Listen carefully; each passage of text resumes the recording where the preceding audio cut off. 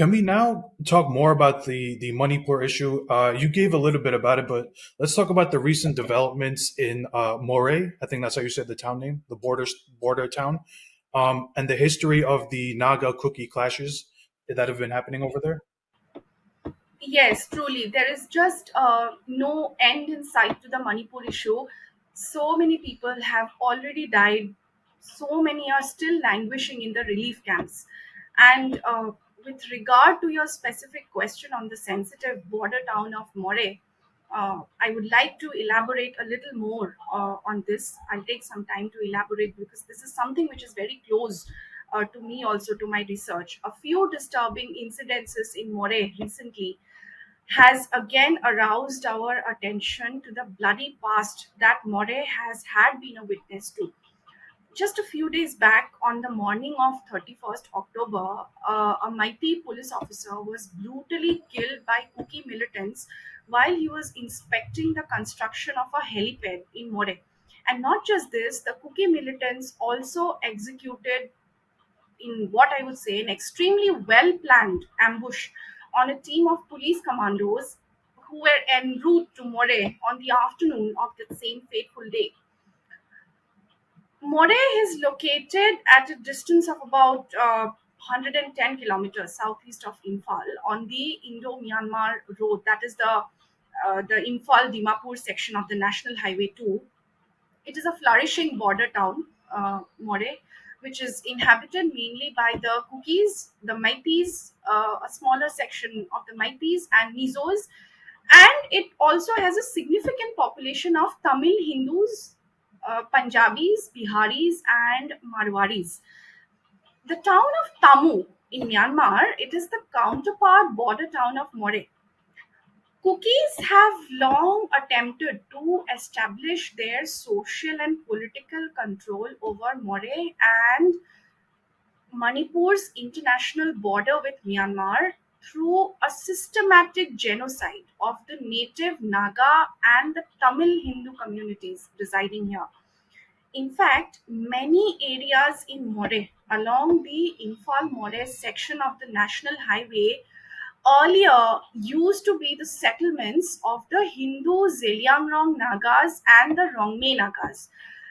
But unfortunately, there is hardly any Naga settlement, hardly any Naga population left today in Moreh. In fact, it would not be an exaggeration to say that in many ways, the Nagas of Manipur have been the most affected because of Kuki violence, perhaps even much more than the Meiteis. And this violence dates back to the British times when there were several attempts by the nomadic Kukis to destroy Naga villages and forcibly occupy them. I remember it was between December 1917 and May 1918. In the hills of Manipur, several villages of the Kabui Nagas and the Tangkhul Nagas were raided mercilessly in the middle of the night and destroyed by the Kukis. Many Nagas were killed. Many of them were taken away as slaves to Burma, that is present day Myanmar. The situation continued even after 1947. In October 1964, there was a deadly incident when the Kukis had again shown their inhumanity and beastly nature. When one night, there was an incident one night when about 2 dozen Kuki youth had forcibly entered a tribal girls' hostel at Imphal's Lambulane town.